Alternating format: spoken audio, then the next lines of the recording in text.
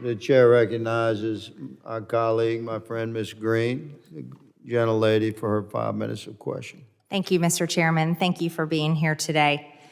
Fentanyl is the #1 killer of Americans between the ages of 18 to 45. It kills approximately 300 Americans every single day. Fentanyl doesn't discriminate based on whether we're Republicans or Democrats, our race, our gender, no identity.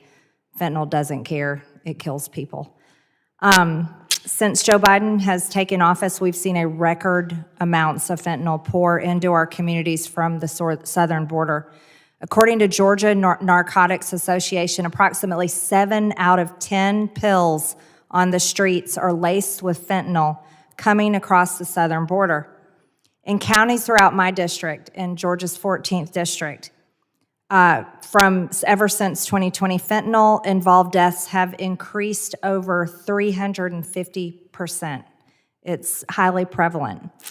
Since Joe Biden took office, approximately 62,000 pounds of fentanyl have been seized at the border, yet federal officials estimate that they are only able to seize 5 to 10% of all fentanyl smuggled across the southern border. I'd like to ask each of you about this, because this is Americans being murdered right here at home. And we're talking about technology, and our government is spending a lot of money on technology. But where do you believe our border security technology systems are failing? So much so that we can only seize 5 to 10% of fentanyl smuggled across the southern border. I'll start with you, Sheriff. Howdy, ma'am. So I can speak to Terrell County. We haven't had a marijuana seizure in about 5 years. And the reason we haven't had a marijuana seizure or any other narcotic seizure, and I was the patrol agent in charge at my station for the last 11 years before taking over as sheriff, is because we used to have airplanes that would fly to the border. They would land short of the border, and they'd have radar fades where they'd fall off radar. AMOC, the Air Marine Operations Center out in Riverside, California, would provide us those GPS coordinates of those radar fades, and we would communicate, my station, with the government of Mexico in Ciudad Acuña, and they would send out the Mexican military to either destroy clandestine airstrips or seize that marijuana. So in my county, we have not had any of the fentanyl seizures, but I will tell you that I've spoke at many fentanyl events, and I'm actually flying back into DC Friday to speak at the Lost Voices of Fentanyl here on the monument, or I'm sorry, on the mall at the monument. You're right, fentanyl is killing hundreds of thousands of Americans, and China is able to do it without firing a single bullet.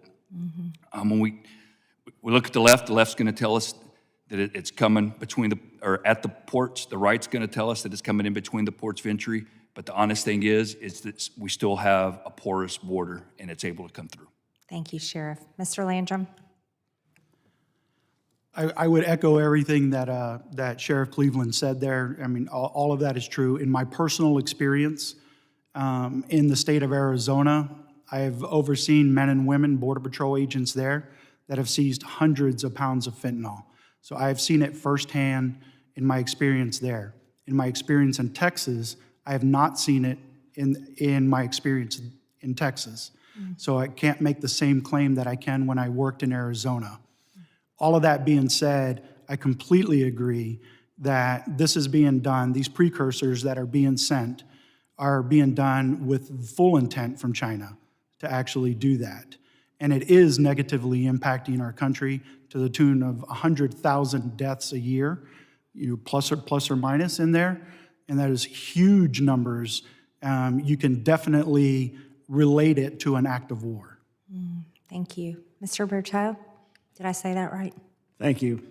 So I go back a ways in the government, and back 35 years ago, I actually was the oversight for the DOD role in the counter-drug mission.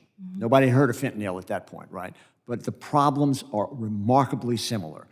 And there were three things. Number one is we had trouble detecting, right? We couldn't tell what was coming in it. Number two is as soon as we closed off one point of egress, they'd find another one.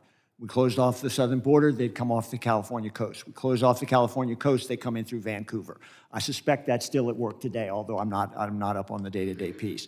Number three is the consumption at the other end, right? Because a big problem with the war on drugs is, as Mr. Correa mentioned, is we're the market, right? Now, unfortunately, in those days, we had a conscious market that knew what they were buying. Now we have people who have no idea what they're doing. So I think there are a couple of technical solutions to this. They're probably pretty expensive. I'm not a technology person, right? But I can try to translate that. I think it comes into the fact, how do we increase our ability to detect, right?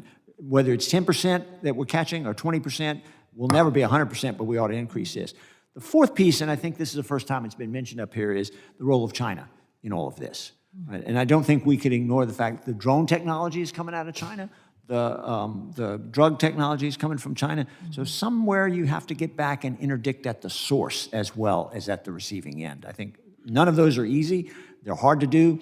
They're technically hard to do. I would certainly want to focus the efforts of this committee on getting the technology to be able to increase our ability to detect, because you can't intercept unless you can detect. Thank you. I agree with you. We also have to hold the Mexican cartels accountable because they're the ones smuggling it in the country. So, but I definitely agree. I'm out of time. Thank you, Mr. Chairman.